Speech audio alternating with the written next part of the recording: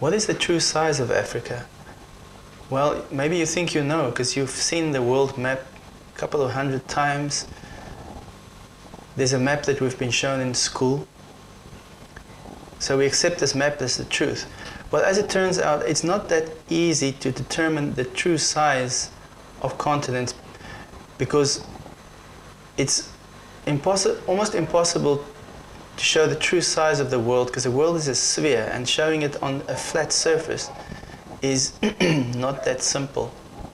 Now there's been a map available and this map we've been using since 1596. But first, I'm thinking of as a movie something that very clearly something that clearly demonstrates how powerful a map can be. There was a movie called Ghost and the Darkness, right? I think it was with Val Kilmer and Michael Douglas. And this movie is about the Tsavo incident. From March to December in 1898, there were two man-killers, lions, that killed approximately, they estimate up to 135 workers. These workers were working on a railway project. The British were trying to complete a railway from Cape to Cairo. And they were working on the Uganda project. This was, I'd say, the final part, one of the most important parts of the railway project. But it didn't succeed because of these lions. Now, these two lions were eventually caught and killed. But by then, I suppose it was too late because by then, there were certain legends that people had in Africa in that part, and the legends were leaked to the workers. And these legends stated that these two lions were actually two sangomas, or witch doctors.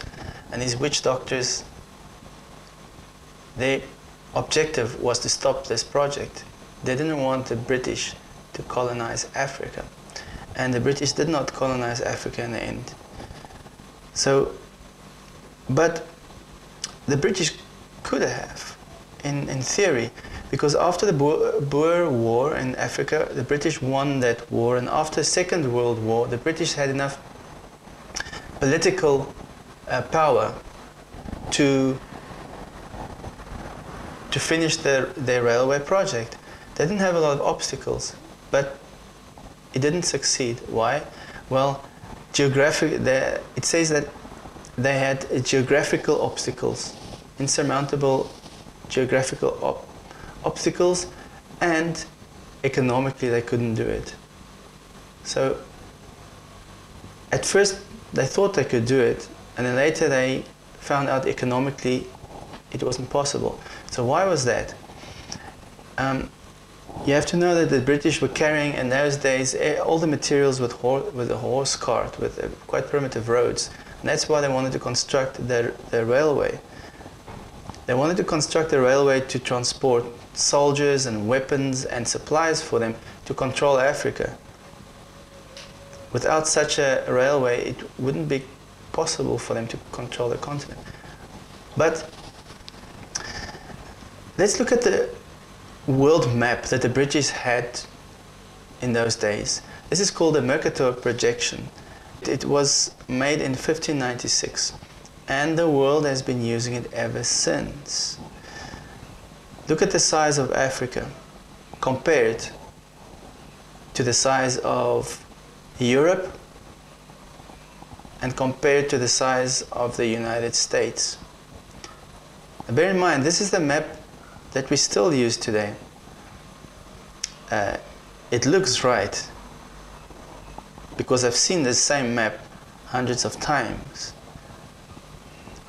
But look at this map. This is another map. This is the Goldpeters map. It was made in 1974. Now this is a more true map. This map takes into account the true, it's more true to the true size of continents.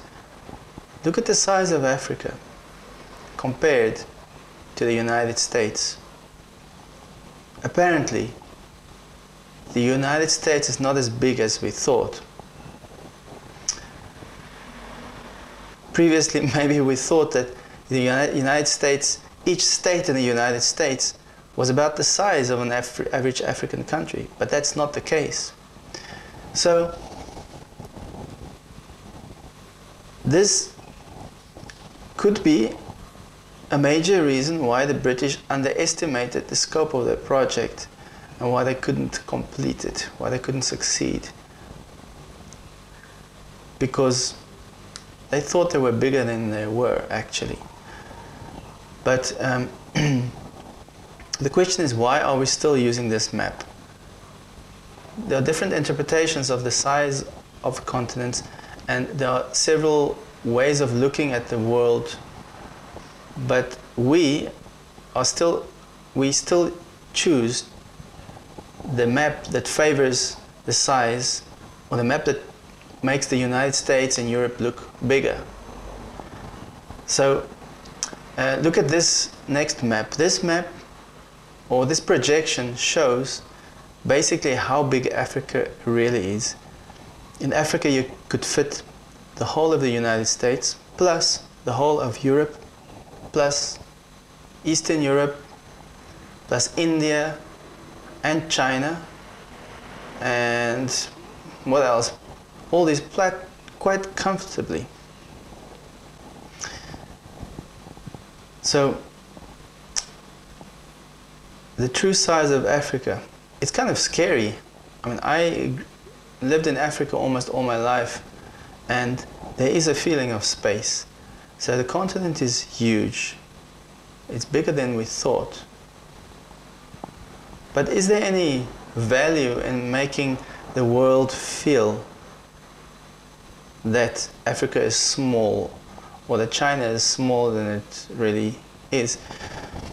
Yes, there's a value in it. The value is a perception. Perception is very powerful, and that is what education drives perception. The media drives perception. Who wants to make someone else believe that they are weaker, that they are smaller, that they're insignificant. And that's why it's a convenient map for the rich countries, because it makes them look bigger. And in the case of England, they kind of, I think they shot themselves in the foot because of this. Because you may maybe intimidate other people with an illusion or selling a perception to them, but in the end sometimes the truth comes back. Yeah, so if you like this video, if you found it interesting, leave a comment below, subscribe to my channel. If you have a question for me, send a message, send me the question. If I find it interesting, I could make a video on your question. So, I'll see you soon.